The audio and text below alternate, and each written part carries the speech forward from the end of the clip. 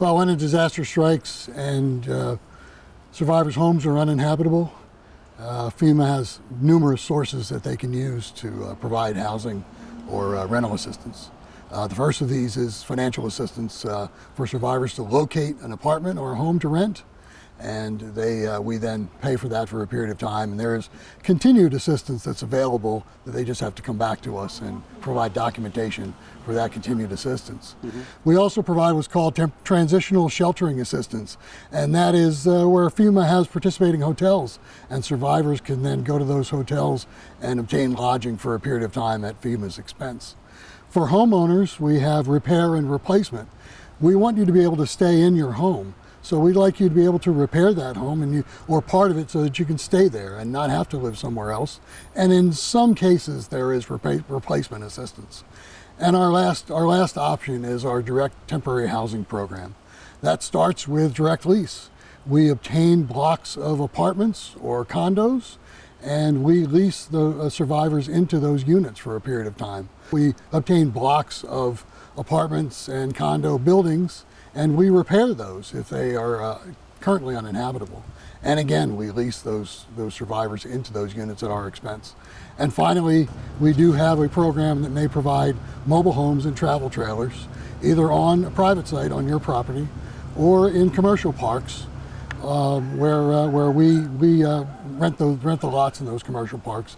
And then we also may build group sites where we bring those trailers in ourselves. We build those group sites and we bring trailers in, and we maintain those sites for a period of time. The biggest challenge is to start that program quickly, and that is where the rental assistance and the transitional sheltering assistance comes in. That is pretty much immediate, and survivors can just obtain that property and be able to rent it.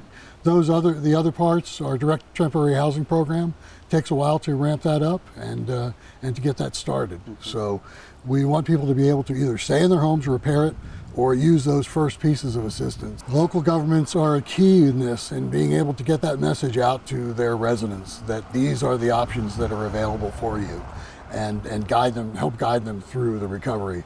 They can help us in scouting or looking for commercial parks where we could put trailers, or areas where we can develop group sites.